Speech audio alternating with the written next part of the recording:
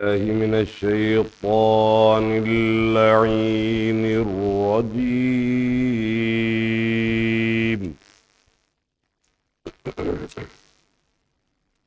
بسم الله الرحمن الرحيم.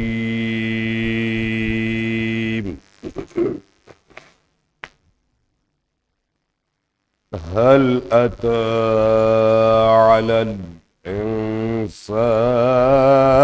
حين من الدهر لم يكن شيئا مذكورا. إنا خلقنا الإنسان من نطفة أمشاج إنا خلقنا الإنسان من نطفة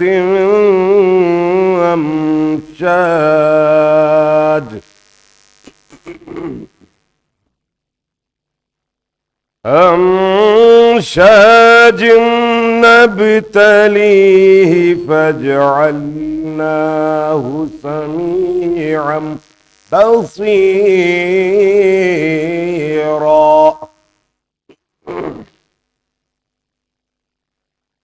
إنا هديناه السبيل إما شاكرا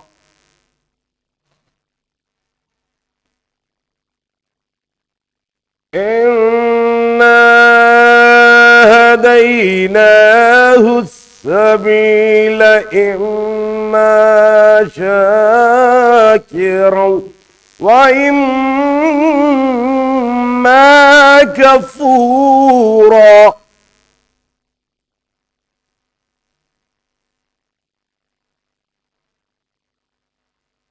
إنا أعتدنا للكافرين سلاسل وأغلالا وسعيرا.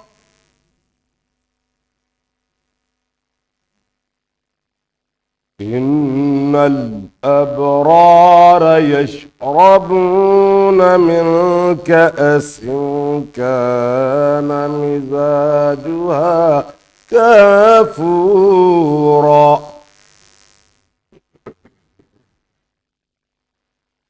عينا يشرب بها عباد الله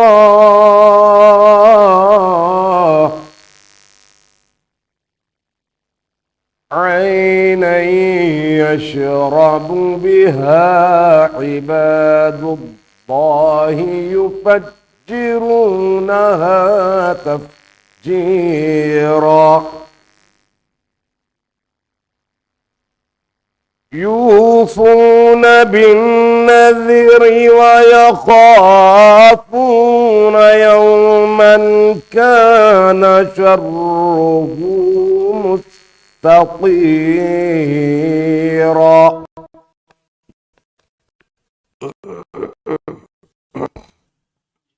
ويطعمون الطعام على حبه مسكينا ويتيما وأسيرا.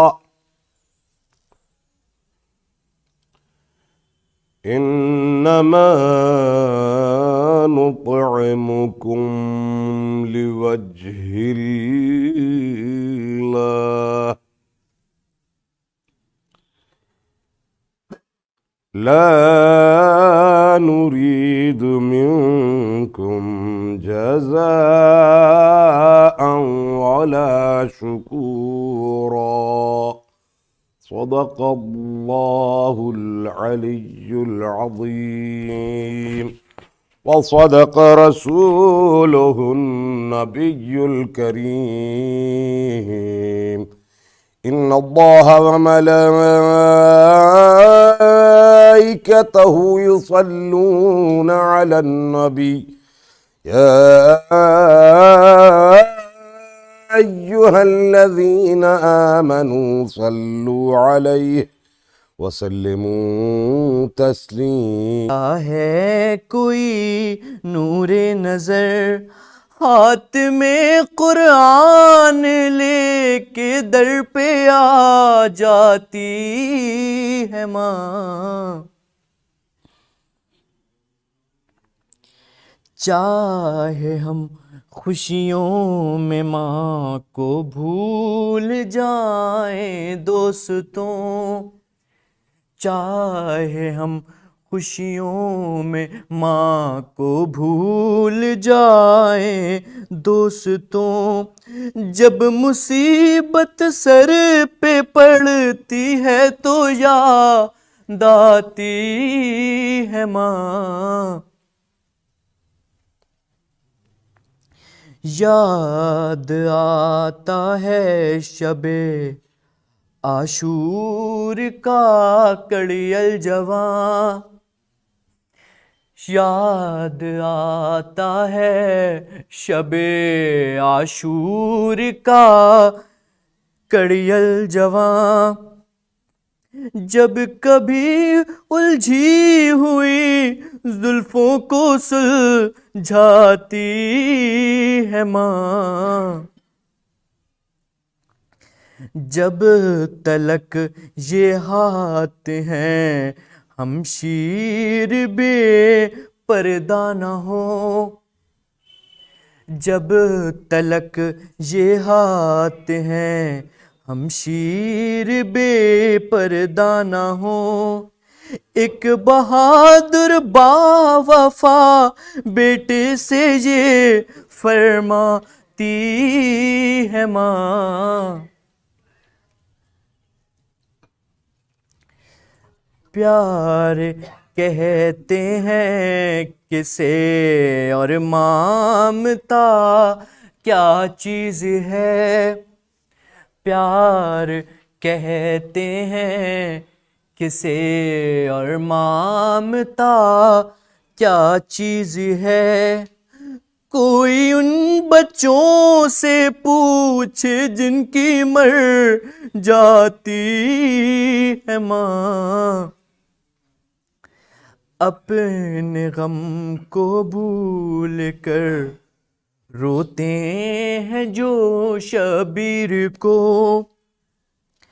اپنے غم کو بھول کر روتے ہیں جو شبیر کو، ان کے اشکوں کے لیے جنت سے آ جاتی ہے ماں، شکریہ ہو ہی نہیں سکتا کبھی ماں کا ادا، شکریہ ہو ہی نہیں سکتا کبھی ماں کا ادا، مرتے مرتے بھی دعائیں دے کے جاتی ہے ماں، موت کی آغوش میں جب تھک کے سو جاتی ہے ماں، مرتے مرتے بھی دعا جینے کی دے جاتی ہے ماں، موت کی آغوش میں جب تھک کے سو جاتی ہے ماں، تب کہیں جا کر رضا تھوڑا سکون پاتی ہے ماں، موت کی آغوش میں۔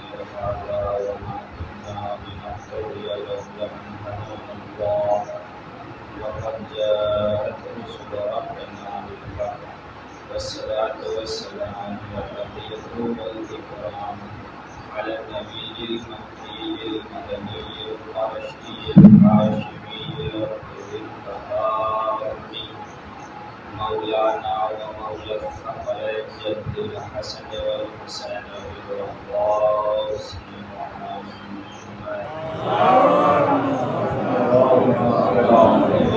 الطيبين الطاهرين المعصومين المظلومين المنتجبين المنتجبين لا سيما بقية الله في العظيم أرواحنا وأرواح العالمين الكرام مقدمه الهدى ولعنة الله على أعدائهم أجمعين من هذا إلى قيام يوم الدين.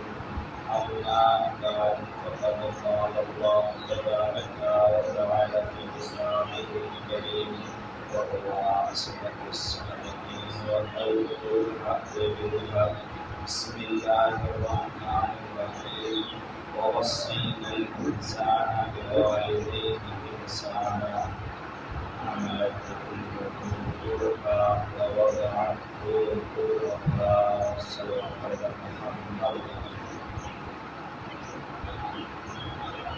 اور زیادہ گزارش ہے کہ محمد صلی اللہ علیہ وسلم قرآن سورہ اللہ کے مرحومات زاہدان کی بنت سید اختر حسین کے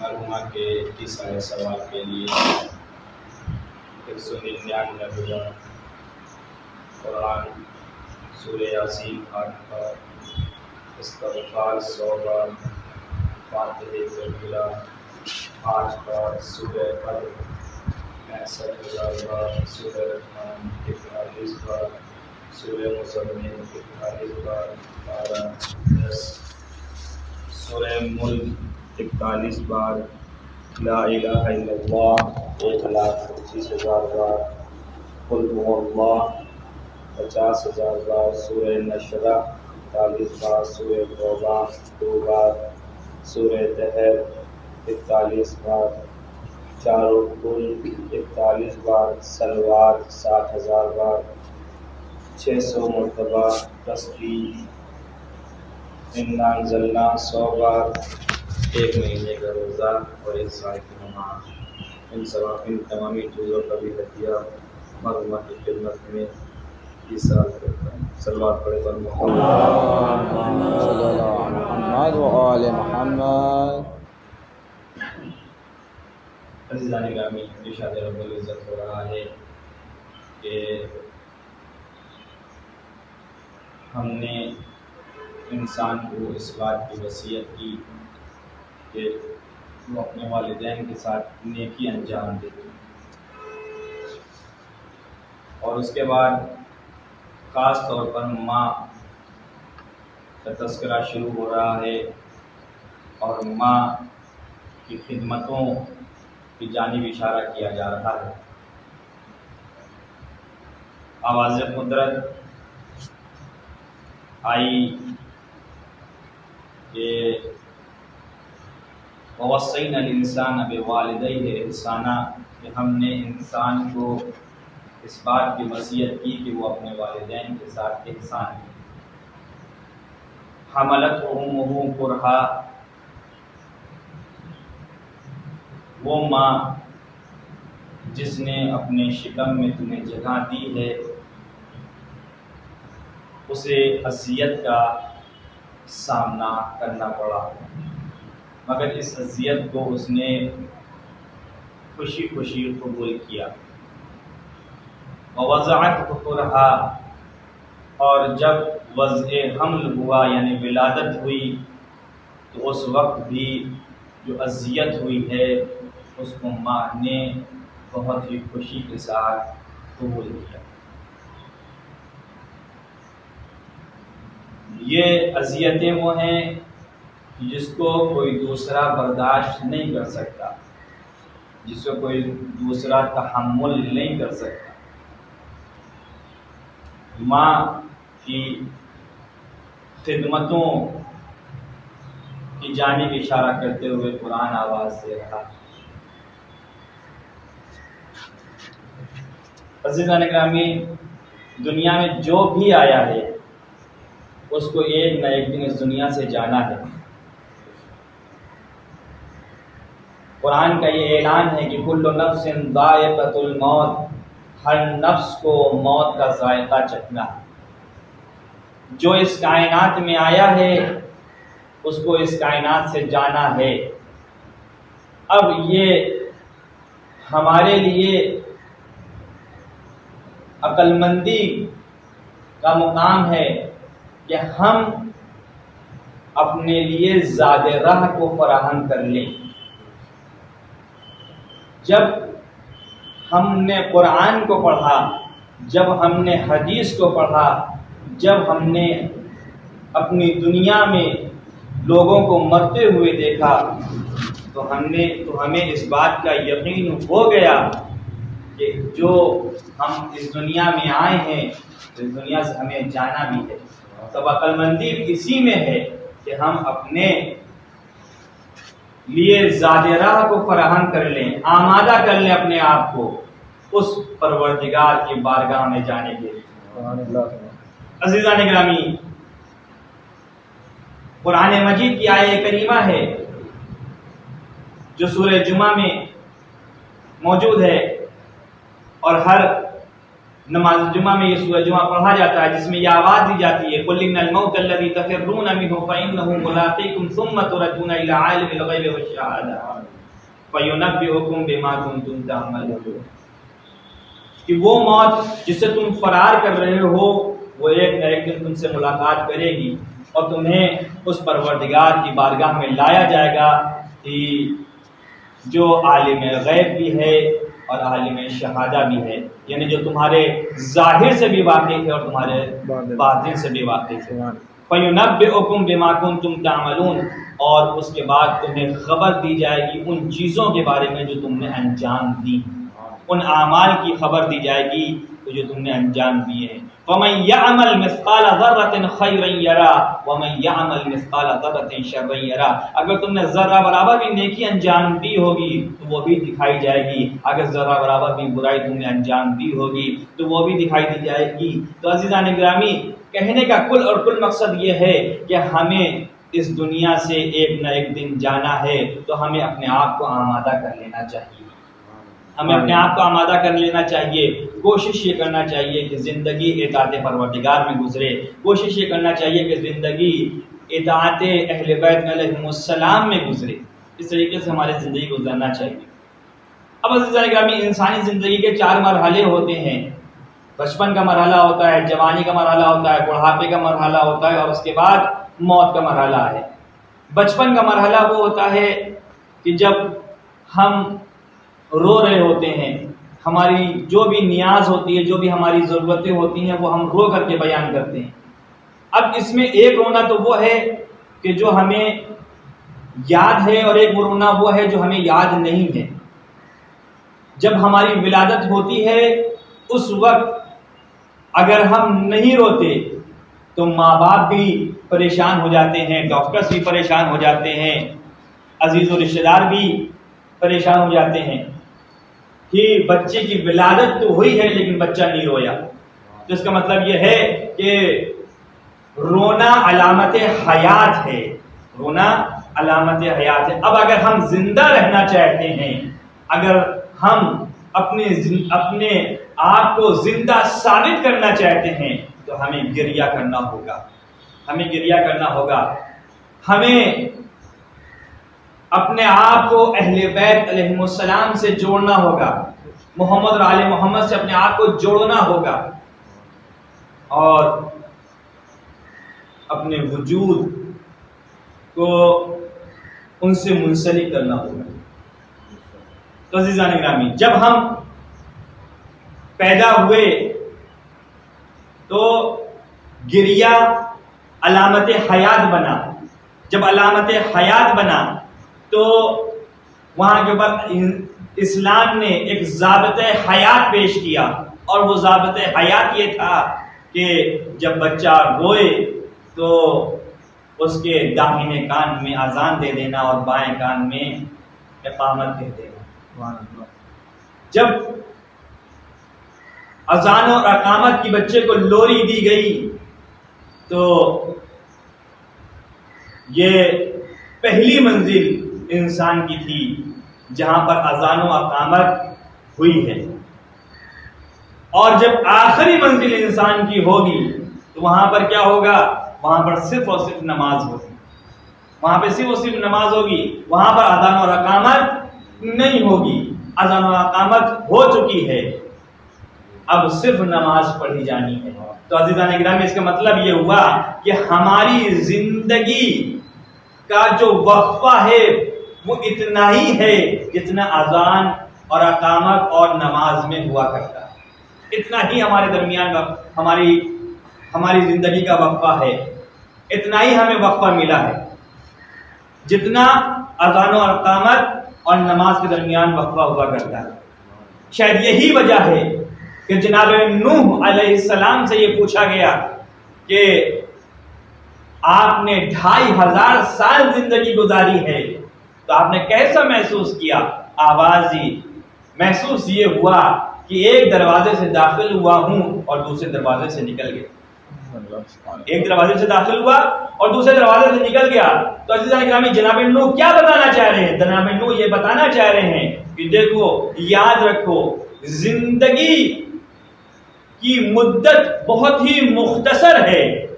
اس مختصر مدت کو بیہودہ کاموں میں مت گزارو، اس کو اطاعت الہی میں گزارو، اس کو اطاعت پروردگار میں گزارو.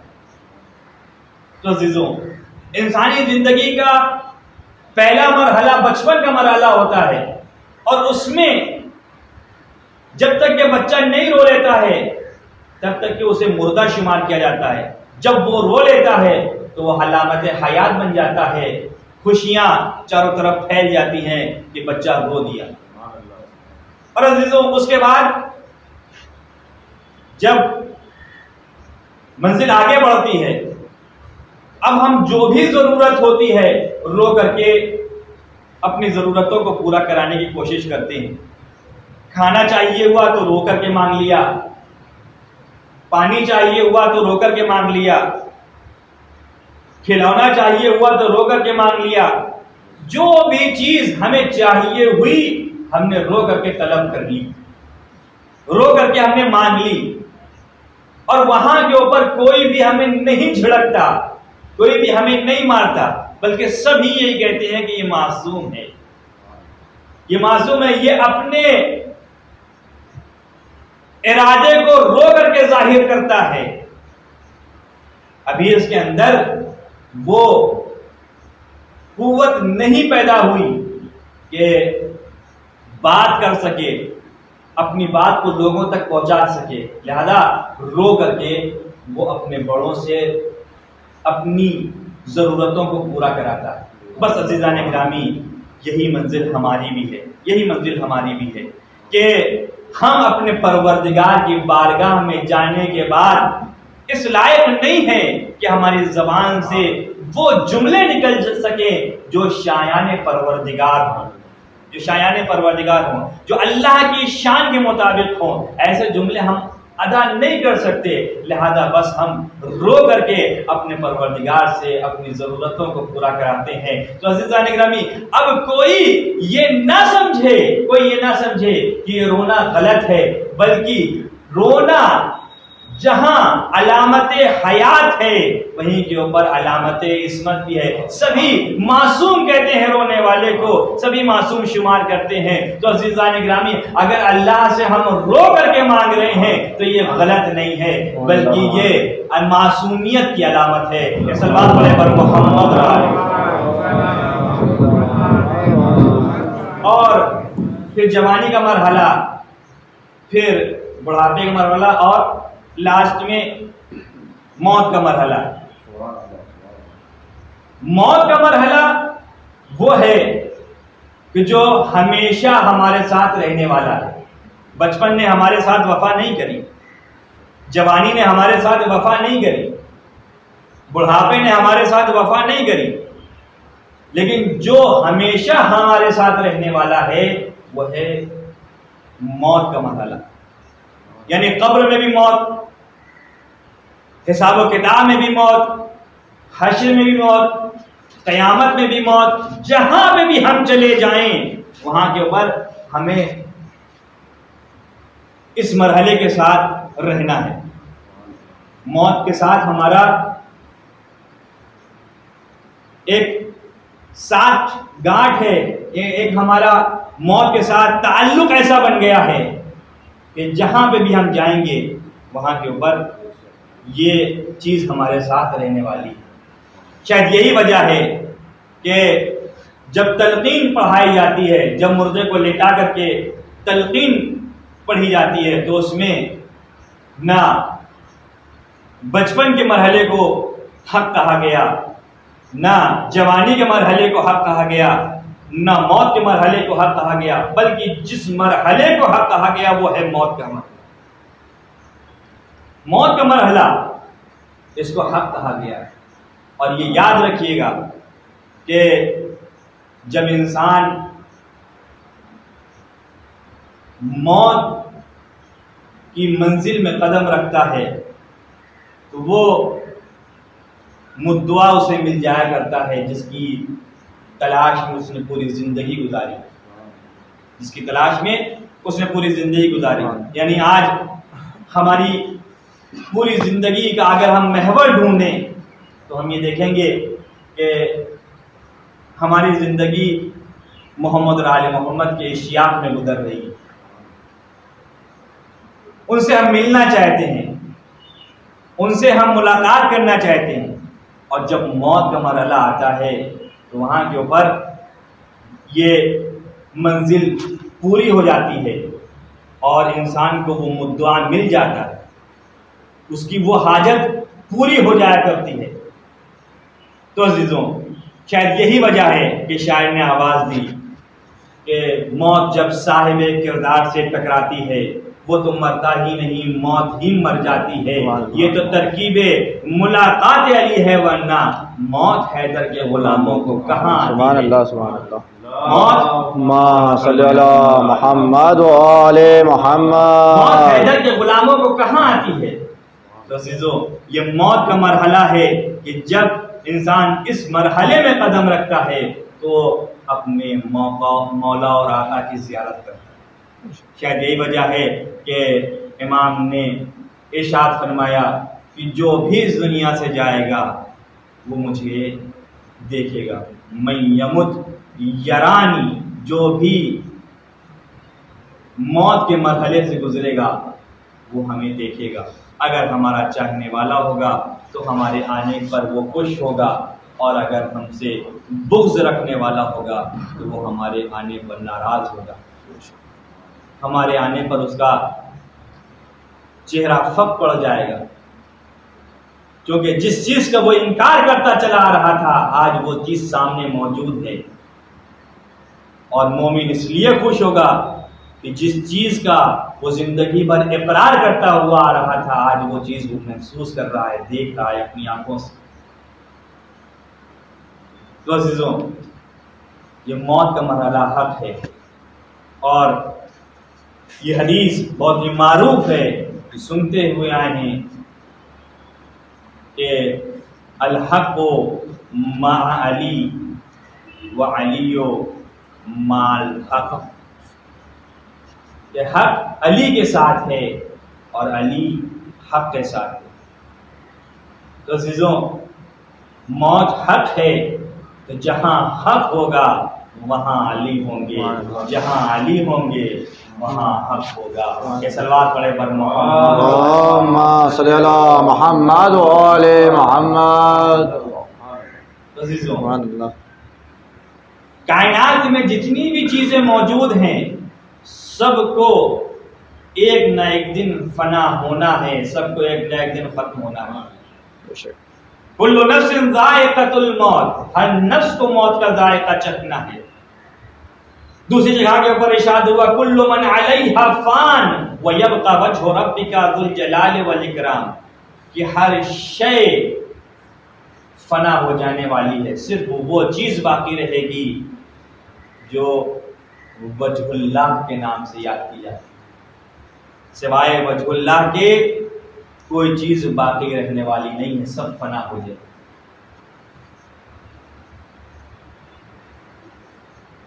وجہ کسے کہا جاتا ہے؟ ہم لوگ اپنی زبان میں استعمال بھی کرتے ہیں، بھائی اس کی وجہ کیا ہے، اس کی دلیل کیا ہے، ہمیں بتائیں۔ تو وجہ کے ذریعے سے، دلیل کے ذریعے سے انسان اپنے دعوے کو ثابت کیا کرتا ہے۔ وجہ کے ذریعے سے اور دلیل کے ذریعے سے انسان اپنے دعوے کو ثابت کیا کرتا ہے۔ تو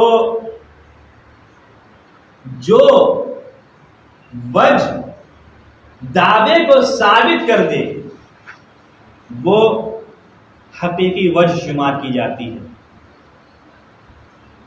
عزیزوں،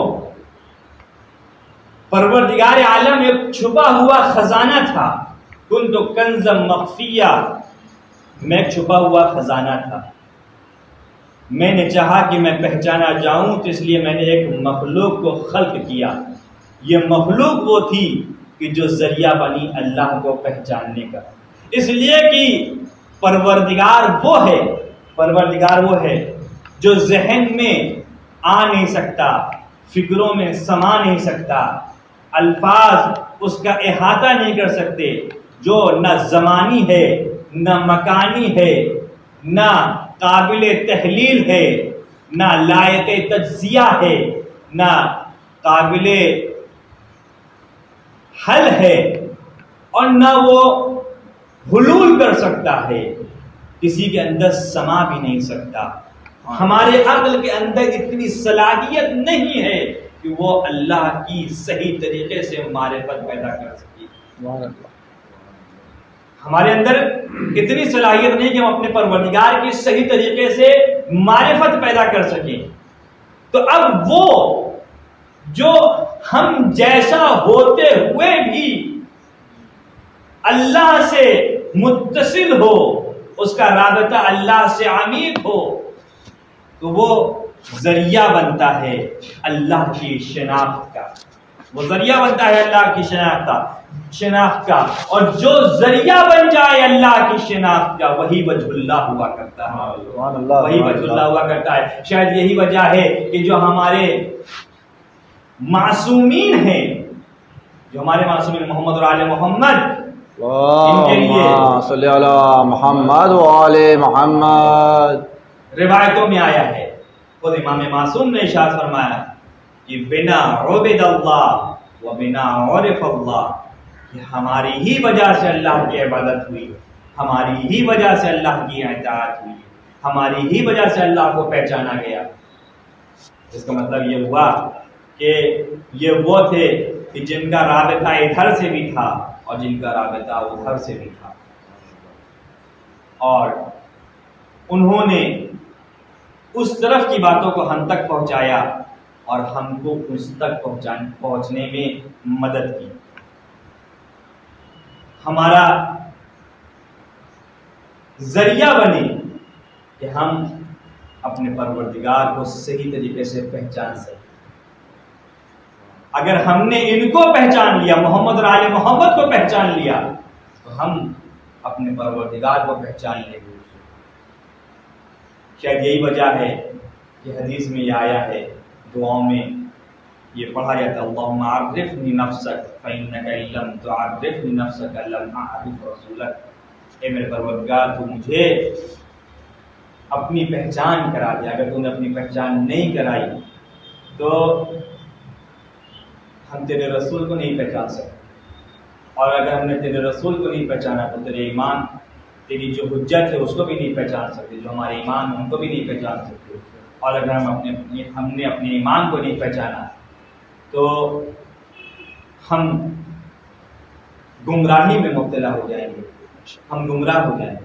تو فضلان گرامی، اس کا مطلب یہ ہوا کہ اگر کسی انسان نے امام کو پہچان لیا تو اس نے رسول کو بھی پہچان لیا، اور جس نے رسول کو پہچان لیا اس نے اپنے خدا کو بھی پہچان لیا۔ تو یہ ذریعہ ہے اس تک پہنچنے کا۔ اگر کسی ایک چیز کو ہم نے پہچان لیا تو دوسری چیز ہمارے لیے خود بخود واضح ہو جائے گی اور ہم اپنے پروردگار سے نزدیک ہو جائیں گے۔ تو عزیزان گرامی، کل کہنے کا مقصد اتنا ہے کہ جو دنیا میں آیا ہے اس کو ایک نہ ایک دن دنیا سے جانا ہے، مگر کچھ کے جانے کا انسان کو بہت زیادہ افسوس ہوتا ہے، بہت زیادہ افسوس ہوتا ہے۔ کچھ کے گزر جانے سے دل کو بڑی تکلیف ہوا کرتی ہے، اور اس میں سے ماں ایک ایسی عظیم ہستی ہے کہ جو جب ہمارے درمیان سے چلی جاتی ہے تو ہم ایسے خلا کا احساس کرتے ہیں جو کبھی پر نہیں ہو سکتا، یعنی ماں کی جگہ کوئی نہیں لے سکتا، ماں کی جگہ کوئی نہیں لے سکتا۔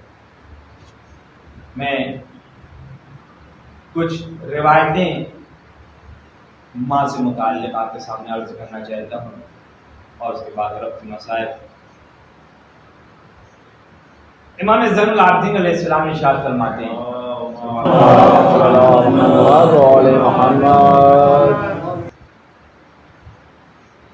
کہ فحق و ام کیا ہے، تمہاری ماں کا حق کیا ہے؟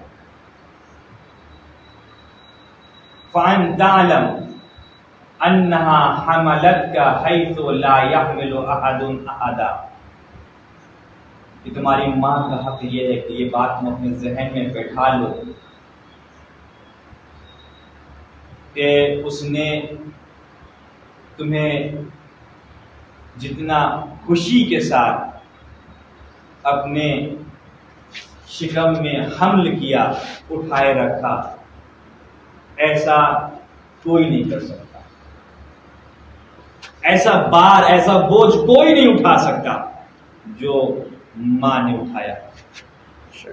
وَأَطْعَمَتْكَ مِنْ ثَمَرَةِ قَلْبِهَا مَا لَا يُطْعِمُ أَحَدٌ أَحَدًا، اور اس نے خون جگر پلا کر کے تمہیں پروان چڑھایا، اور اس منزل میں بھی کوئی تمہارا ساتھ نہیں دے سکتا، اس منزل میں بھی تمہارا کوئی ساتھ نہیں دے سکتا، یعنی جو خدمت ماں نے تمہارے ساتھ انجام دی ہے وہ خدمت کوئی دوسرا انجام نہیں دے سکتا۔ کہ جب تم شکم مادر میں پروان چڑھ رہے ہوتے ہو تو تمہارے وجود میں جو چیز ذریعہ بن رہی ہوتی ہے وہ ماں کا خون ہوا کرتا ہے، وہ ماں کا خون ہوتا ہے جو تمہارے وجود کو بننے میں مددگار بنتا ہے۔ تو امام یہ فرما رہے ہیں کہ وہ اپنے خون جگر کو پلا کر کے تمہیں پروان چڑھاتی۔ وَأَنَّهَا وَقَدْكَ بِسَمْعِهَا وَبَصَرِهَا وَيَدِهَا وَرِجْلِهَا وَشَعْرِهَا وَبَشَرِهَا وَجَمِيعِ جَوَارِحِهَا مُسْتَبْشِرَةً بِذَلِكَ فَرِحَةً مُوَابِلَةً مُحْتَمِلَةً لِمَا فِيهِ مَكْرُوهُهَا وَعَلَمُهَا وَثِقْلُهَا وَغَمُّهَا حَتَّى دَفَعَتْهَا عنك يد القدرت واخرجتك الى العرض۔ اس نے اپنے کانوں کو تمہارے لیے وقف کر دیا، اس نے اپنی آنکھوں کو تمہارے لیے وقف کر دیا، اس نے اپنے ہاتھوں کو تمہارے لیے وقف کر دیا، اس نے اپنے پیروں کو تمہارے لیے وقف کر دیا، اس نے اپنے پورے وجود کو تمہارے لیے وقف کر دیا، تمہیں کسی طریقے کی کوئی پریشانی نہ ہونے پائے، اس لیے اس نے اپنے آرام کو چھوڑ دیا، اس نے اپنے چین کو چھوڑ دیا، اس نے اپنی ساری خواہشوں کو صرف اور صرف تمہارے لیے چھوڑ دیا۔ صرف اور صرف تمہارے لیے چھوڑ دیا. تم اس کا حق ادا کر سکتے ہو؟ ہرگز نہیں، تم اس کا حق ادا نہیں کر سکتے. امام ارشاد فرماتے ہیں کہ صرف اس مرحلے تک کے بات تمام نہیں ہوئی، جب تک کہ تم شکم مادر میں تھے تب تک اس نے تمہاری پوری پرواہ کی، تمہارے ایک ایک لمحے کو یاد رکھا، تمہارے لیے وہ رات بھر جاگتی رہی جب تک تم اس منزل میں رہے، شکم کی منزل. اور جب تم اس دنیا میں تشریف لائے فرضیت ان تشبع وہی تجوع، تو وہ اس بات کے اوپر راضی رہی کہ اس نے تمہیں تو کھانا کھلا دیا مگر خود بھوکی رہی. اس نے تمہیں تو لباس پہنا دیا مگر خود بے لباس رہی. اس نے تمہیں تو پانی پلا دیا مگر خود پیاسی رہی. اس نے تمہیں تو سائے میں بیٹھایا مگر خود دھوپ میں بیٹھی رہی. اس نے اپنے پورے وجود سے تمہاری حفاظت کی ہے، تمہیں گرمی کے موسم سے بچایا، ٹھنڈک کے موسم سے بچایا، اور اپنے وجود کو تمہارے لیے سپر بنا دیا. اس کے بعد امام یہ فرماتے ہیں کہ دیکھو تمہیں چاہیے کہ تم اس ماں کی نیکیوں کا، اس ماں کے احسان کا شکریہ ادا کرو. اور شکریہ صرف وہی ادا کر سکتا ہے جس کو توفیق پروردگار شامل حال ہے. عزیزان گرامی، آپ یہ دیکھتے ہیں اپنی زندگی میں، یہ دیکھتے ہیں روزمرہ میں ایسے بہت سارے مشاہدات آپ کو نظر آ جاتے ہیں، بہت ساری مثالیں آپ کے سامنے ایسی آ جاتی ہیں کہ جہاں کے اوپر والدین موجود ہیں مگر بیٹے کے اندر توفیق شکر نہیں ہے، تو وہی بیٹا والدین کو جھڑکتا ہوا نظر آ رہا ہے، وہی بیٹا والدین کی بے ادبی کرتا ہوا نظر آ رہا ہے. کیا والدین نے اس کے ساتھ نیکیاں انجام نہیں دی ہیں؟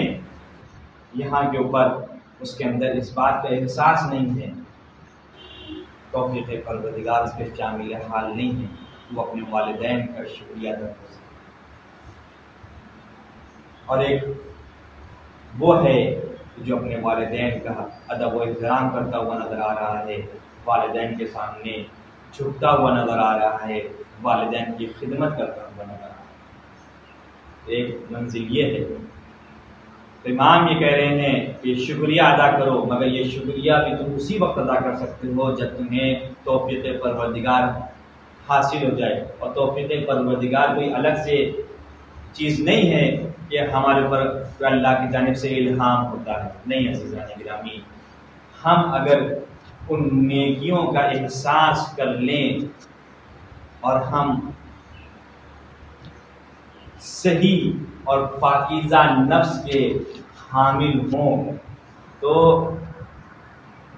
یہ پاکیزگی نفس ہمیں آمادہ کرتی ہے کہ ہم اپنے والدین کا احترام کریں. عزیزو، بس ایک دو روایت بیان کر کے بات کو ختم کر رہا ہوں. ماہی کے سلسلے سے روایت میں ہے کہ ایک شخص آیا ہے اور اس نے آنے کے بعد کہا کہ میری ماں بوڑھی ہو گئی ہے، میں اسے اپنی پیٹھ کے اوپر سوار کرتا ہوں، جب اسے کہیں جانا ہوتا ہے تو میں اپنی پیٹھ پر سوار کر کے لے جاتا ہوں، اس کے لیے کھانے پینے کا انتظام کرتا ہوں، اس کی ہر حاجت کو پورا کرتا ہوں، اس کی ہر ضرورت کو پورا کرتا ہوں، اس تک کسی مشکل کو نہیں پہنچنے دیتا. تو کیا میں نے اپنی ماں کا حق ادا کر دیا؟ وہاں پر امام نے ارشاد فرمایا، اللہ، تم نے اپنی ماں کا حق ادا نہیں کیا. اور پھر امام نے تفصیل بیان کی، یہ وہ ماں تھی جس نے تمہیں شکم مادر میں رکھا، یہ وہ ماں تھی جس نے اذیت کو برداشت کیا اور تمہیں ہر بلا اور ہر مصیبت سے محفوظ رکھا۔ عزیزوں، اب اس روایت میں جو آخری جملہ ہے جس کی جانب میں اشارہ کرنا چاہتا ہوں وہ یہ ہے کہ امام نے پورے ایک جملے میں ماں کی خدمت اور بچے کی خدمت کا خلاصہ کر دیا، پورے ایک جملے میں آواز دی کہ دیکھو جو ماں تمہارے ساتھ کر رہی تھی، جو ماں نے تمہارے ساتھ زحمتیں اٹھائیں، جو ماں نے تمہارے ساتھ اذیتیں اٹھائیں، اس میں ماں کے دل میں جو بات تھی وہ یہ تھی کہ تم زندہ رہ جاؤ، تمہاری زندگی کی خواہاں تھی، تمہیں پروان چڑھانے کی خاطر اس نے یہ کام انجام دیا تھا، اس نے تمہیں زندگی عطا کرنے کے لیے یہ کام انجام دیا تھا، مگر جو تم کر رہے ہو تو تمہاری جو خواہش ہے وہ یہ ہے کہ یہ ہماری ماں کا آخری وقت ہے، ہم جتنا ہو سکے اپنی ماں کے ساتھ کر لیں، تو تم اس کی موت کے خواہاں ہو اور وہ تمہاری زندگی کی خواہاں تھی، وہ تمہاری زندگی چاہتی تھی، تو اب بتاؤ کہ کس کی خدمت افضل ہوگی؟ جو زندگی کی خواہاں ہے اس کی خدمت افضل ہوگی یا جو موت کا خواہاں ہے اس کی خدمت افضل ہوگی؟ یقیناً اس کی خدمت افضل ہوگی کہ جو زندگی کی خواہاں ہے۔ اسی طریقے سے سوال کیا گیا کہ ماں کا حق کیا ہے، تو امام معصوم نے آواز دیا کہ ہیہات، یاد رکھنا اگر کائنات کی ساری چیزیں کائنات کی اکٹھا ہو کر کے بھی ماں کو دے دی جائے تو بھی یہ ماں کی اس خدمت کا حق ادا نہیں کر سکتی جو اس نے شکم مادر میں تمہیں رکھ کر کے انجام دی، ماں کا حق ادا نہیں کر سکتی۔ آج ہم یہ سوچتے ہیں کہ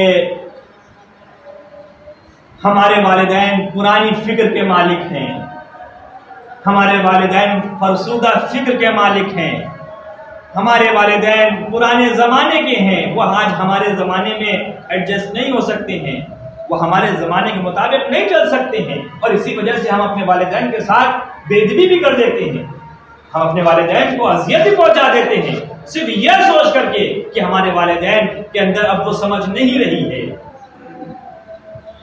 تم نے اپنے کل کو بھلا دیا کہ جب تم خود سمجھدار نہ تھے تو والدین نے تمہارے اشاروں کے ذریعے سے تمہاری حاجتوں کو پورا کیا، تمہارے اشاروں کے ذریعے تمہاری حاجتوں کو پورا کیا۔ تم کہاں تھے؟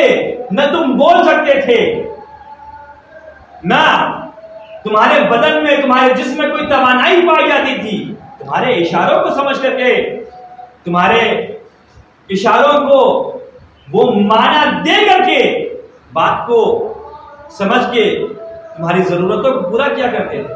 اور آج جب تمہارے اندر توانائی پیدا ہو گئی، تم کسی منزل پر پہنچ گئے، تو تمہارے اندر یہ خیال آ رہا ہے کہ ہمارے والدین فرسودہ فکر کے مالک ہیں۔ یاد رکھنا، جو بندشیں تمہارے والدین تمہارے لیے قرار دے رہے ہیں، یہ بندشیں تمہاری پرواز کا باعث ہیں، تمہارے سکون کا باعث نہیں۔ یہ بندشیں تمہیں آسمان کی بلندیوں تک پہنچانے والی ہیں۔ یہ بندشیں، یہ جو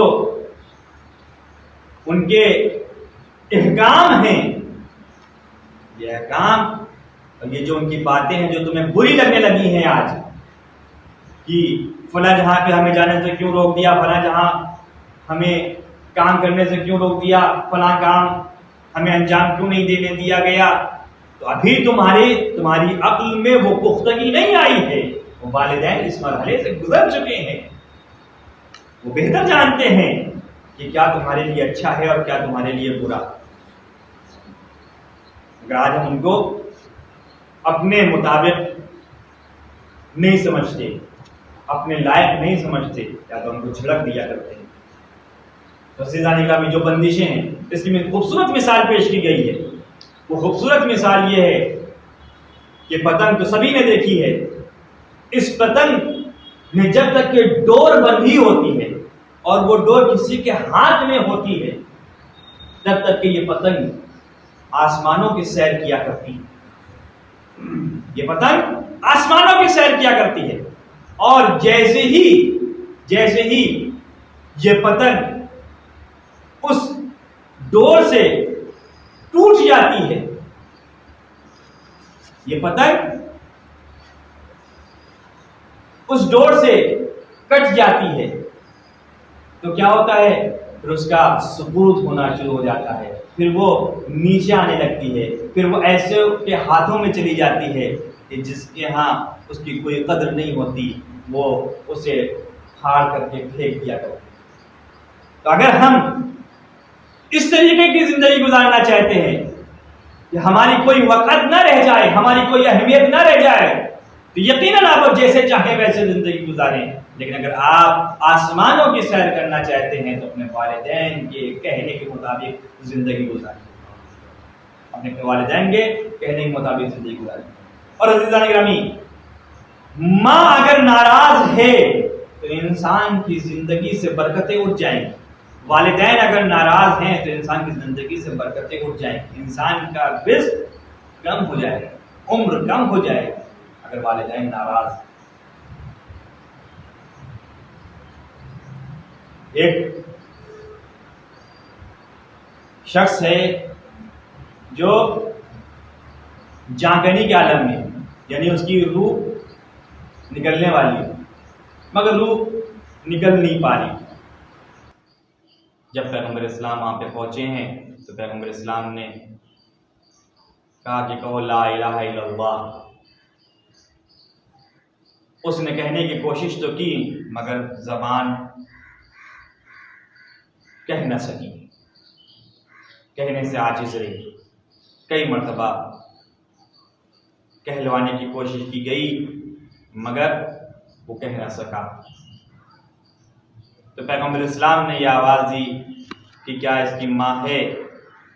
تو لوگوں نے کہا وہ جو سرہانے بیٹھی ہے وہ اس جوان کی ماں ہے۔ عزیزوں، پیغمبر اسلام اس جوان کی ماں سے مخاطب ہوئے اور آواز دی، ذرا یہ بتاؤ کیا تم اس سے ناراض ہو؟ اس نے کہا ہاں یا رسول اللہ، میں اس سے ناراض ہوں، 6 سال سے میں نے اس سے بات نہیں کری۔ کہا بس یہی وجہ ہے کہ اس کی روح اس کے جسم سے نہیں نکل رہی۔ اس کے بعد پیغمبر نے اس سے گزارش کی کہ تم اس سے راضی ہو جاؤ، اور وہ پیغمبر کی خوشی کے لیے اس سے راضی ہو گئی، اور جیسے ہی راضی ہوئی ویسے ہی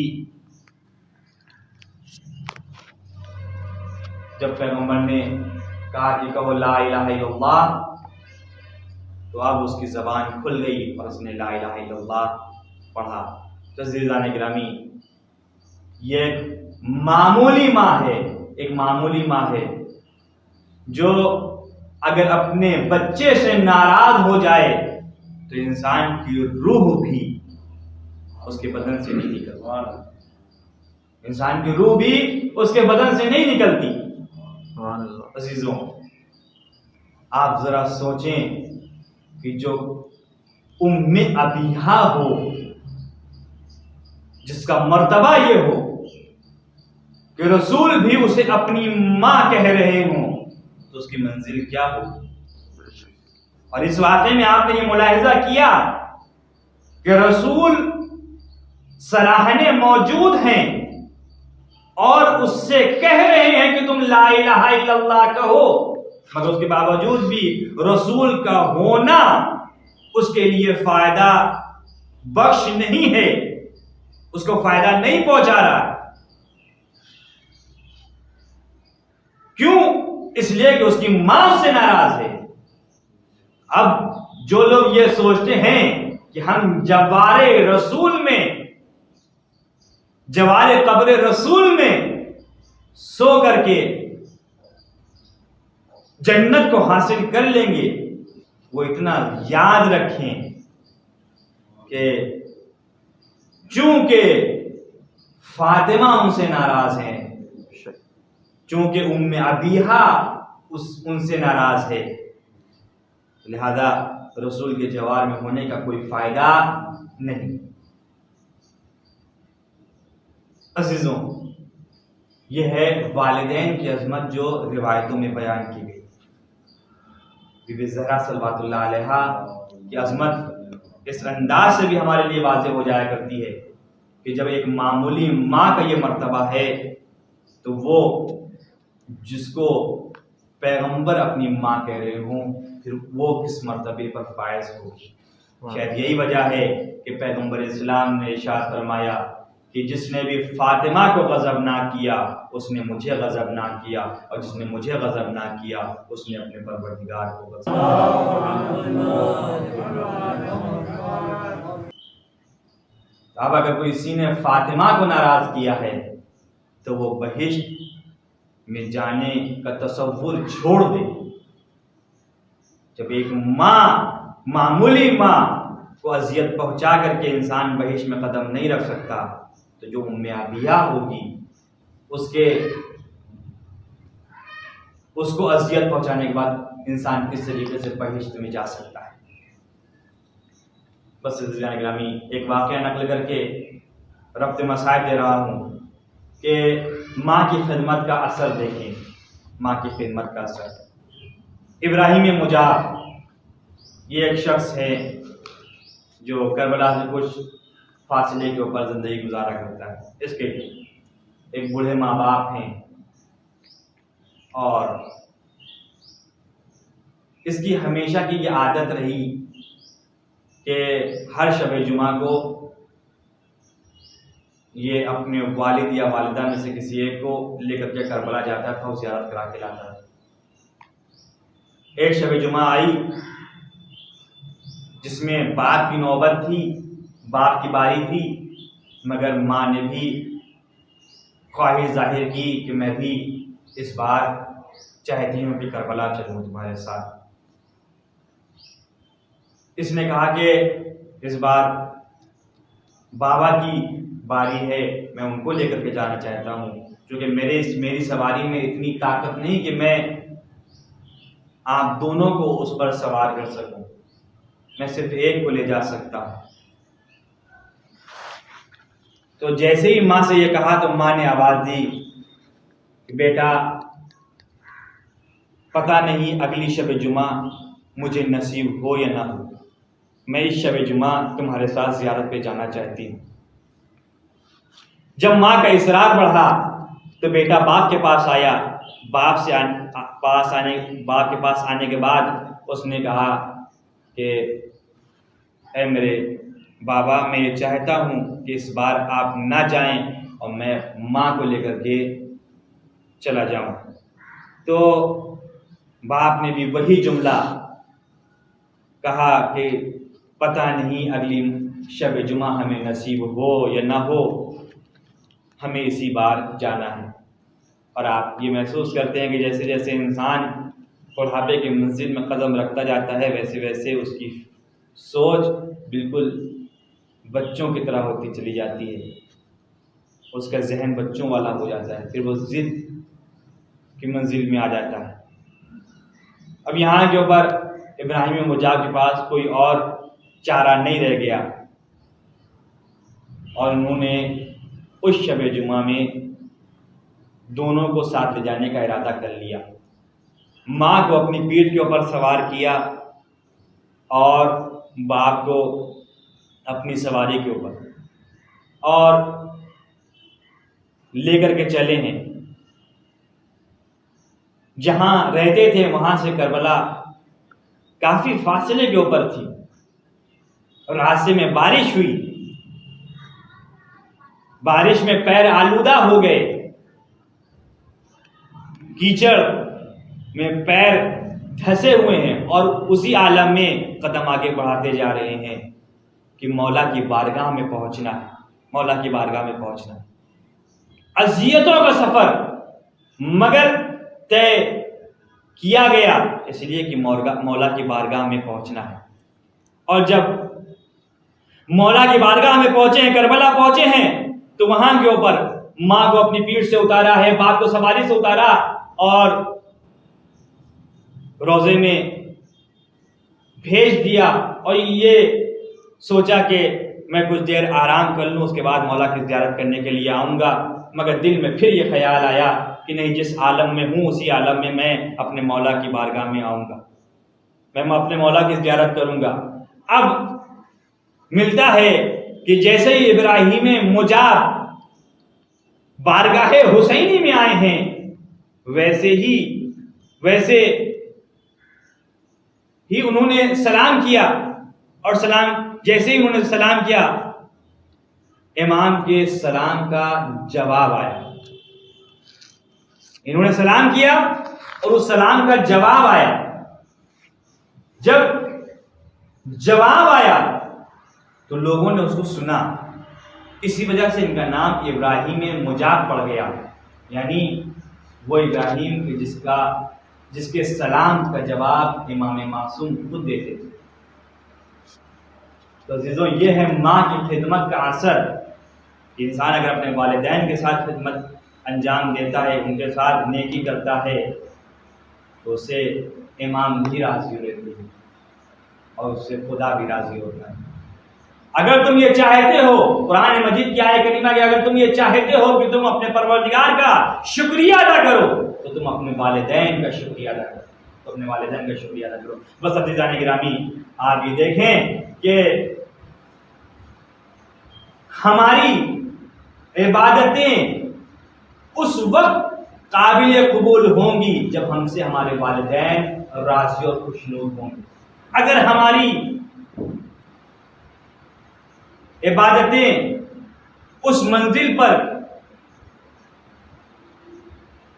پہنچ نہیں رہی ہیں تو اس کا مطلب یہ ہے کہ ہمارے والدین ہم سے راضی نہیں ہیں. ہمیں گھر میں جا کر کے یہ دیکھنا ہوگا کہ آیا ہم سے ہمارے والدین راضی ہیں یا راضی نہیں. تو عزیزو، ایک ماں کے اشارے ثواب کی مجلس رکھی گئی تھی. یقیناً ماں کا گزرنا بہت سخت منزل ہے.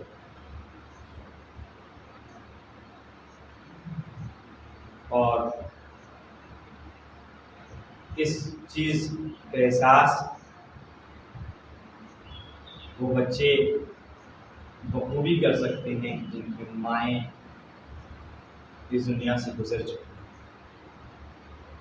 جو ماں کے سائے سے محروم ہو چکی ہیں.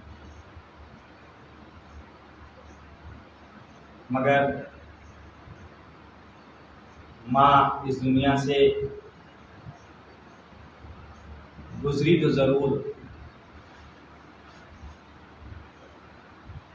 مگر اس کو کسی نے اذیت نہیں پہنچائی، اس کو کسی نے تکلیف نہیں دی، اس کو کسی نے مارا نہیں تھا. ماں اس دنیا سے گئی ضرور، بچوں نے اپنی ماں کے غسل و کفن کا انتظام کیا اور جنازہ شان و شوکت سے اٹھایا گیا، لے جا کر کے دفن کر دیا گیا.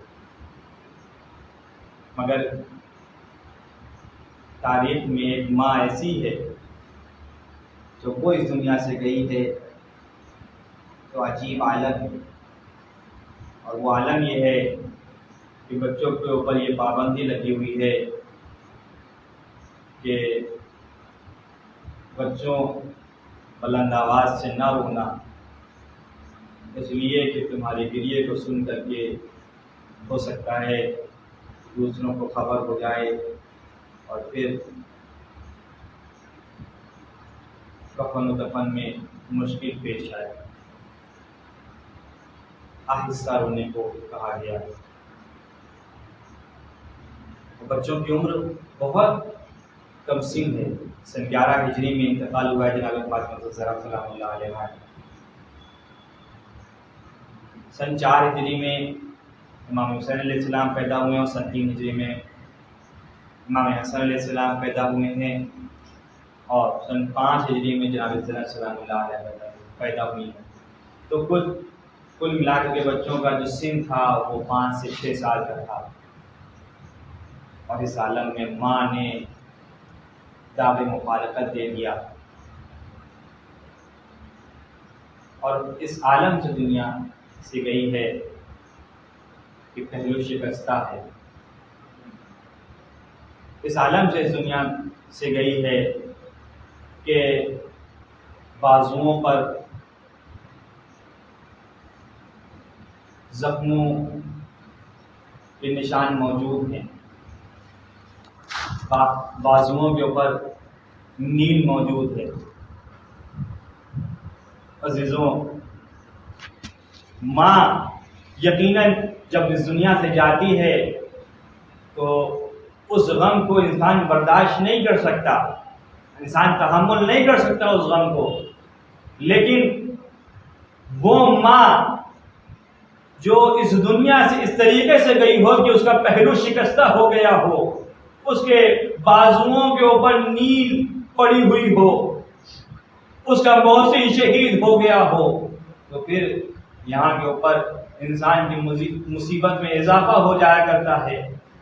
اور عزیزوں، بچوں کے اوپر پابندی بھی لگائی جا رہی ہے کہ تم رونا نہیں، تم گریہ نہ کرنا، تم بلند آواز سے رونا نہیں، تم بلند آواز سے رونا نہیں۔ عزیزوں، روایتوں میں یہ ملتا ہے کہ مولا کائنات سے جناب فاطمہ الزہرا سلام اللہ علیہا نے وصیت کی ہے کہ اے علی، دیکھو مجھے رات میں غسل دینا، مجھے رات میں کفن دینا، مجھے رات میں دفن کرنا۔ اور اس کے بعد آواز دی کہ اے علی دیکھو میرے جنازے میں میرے دشمن شریک نہ ہونے پائیں۔ ان دشمنوں سے بچانے کے لیے جناب مولا کائنات نے اپنے بچوں کو یہ حکم دیا تھا کہ بلند آواز سے گریہ نہ کرنا۔ عزیزوں، یہ علی جو اپنے بچوں کو اب تک یہ سمجھا رہا تھا کہ دیکھو بلند آواز سے گریہ نہ کرنا، مگر جب غسل دے رہے تھے تو غسل دیتے دیتے ایک منزل وہ آئی کہ جناب مولا کائنات چیخ مار کر کے روئے ہیں۔ وہاں پر جناب فضہ نے پوچھا کہ مولا ابھی تو آپ ہم سے منع کر رہے تھے کہ بلند آواز سے نہ رو، مگر کیا ہوا کہ آپ بلند آواز سے رو پڑے۔ آواز دی، اے فضہ، یہ بی بی اتنی صابرہ تھی کہ اس کا پہلو شکستہ تھا اور اس نے مجھے خبر بھی نہیں دی، اس نے مجھے بتایا بھی نہیں۔ الغرض عزیزوں، جنازہ تیار ہوا، جب جنازہ تیار ہوا تو مولا کائنات نے بچوں کو حکم دیا کہ آؤ بچوں آؤ، اپنی ماں کا آخری دیدار کر لو۔ جناب زینب آئی، ماں کا آخری دیدار دیدار کیا. جناب ام کلثوم آئی ماں کا آخری دیدار کیا. روایت میں ہے کہ دونوں شہزادے ماں کے قدموں سے لپٹ گئے اور لپٹنے کے بعد آواز دی کہ مادر گرامی آپ کے جانے سے ہم یتیم ہو گئے ہیں. جب بارگاہ جد میں پہنچیے گا, جب نانا کی بارگاہ میں پہنچیے گا تو ان کو ہمارا سلام کہیے گا. ان سے کہیے گا کہ ہم ان کے بعد یتیم ہو گئے. بس عزیزان گرامی, جیسے ہی یتیم کا لفظ ان دونوں شہزادوں کی زبان کے اوپر آیا, بندے کفن ٹوٹ گئے. مولا کائنات اللہ کو گواہ دے کر کے آواز دیتے ہیں کہ میں گواہی دیتا ہوں, جیسے ہی شہزادوں نے یہ کہا کہ ہم آپ کے بعد یتیم ہو گئے, بس بندے کفن ٹوٹ گئے. دو ہاتھ برآمد ہوئے, شہزادوں کو اپنے سینے سے چپٹا لیا. عزیزو آج شہزادوں نے صرف یتیم کا لفظ کہا تھا. کسی نے آ کر کے شہزادوں کو تماچے نہیں مارے تھے, کسی نے آ کر کے شہزادوں کو اذیت نہیں پہنچائی تھی, صرف لفظ کہا تھا تو بندے کفن ٹوٹ گئے تھے. مگر ہائے رے سکینہ, بابا کے جانے کے بعد یتیم ہوئی تو کوئی تماچے مار رہا ہے, تو کوئی درے مار رہا ہے, کوئی کانوں سے گوشوارے چھین رہا ہے. یہ یتیم وہ ہے جو اپنے بابا کو یاد کر کر کے رویا کرتی ہے. وَسَيَعْلَمُ الَّذِينَ ظَلَمُوا أَيَّ مُنقَلَبٍ يَنقَلِبُونَ. ہمارے واسطہ محمد علیہ محمد کے ہمارے مقدس کی بات قبول کرنا, ہمیں جو پریشانی حالت میں پریشانیوں کو دور کرنا, ہمیں زیارات مشارت کرنا, جب اولاد میں صاحب اولاد میں مخلوق ایون پروردگار کے واسطہ محمد علیہ محمد کا جس مرحومہ کے اس مجلس کو رکھا گیا ہے, اللہ ان کی مغفرت فرما, انہیں جوار معصومین میں جگہیں فرما. ایون پروردگار ہمارے زمانہ علیہ السلام کی سکون راضی فرما, ہم سب کو اپنے عوام میں انصاف شمار فرما. اور ربنا تقبل منا انک انت السمیع العلیم. اب اللہ تعالی کے رسول اللہ کو توسل اللہ برکت کی معلومات زائدہ نبی سے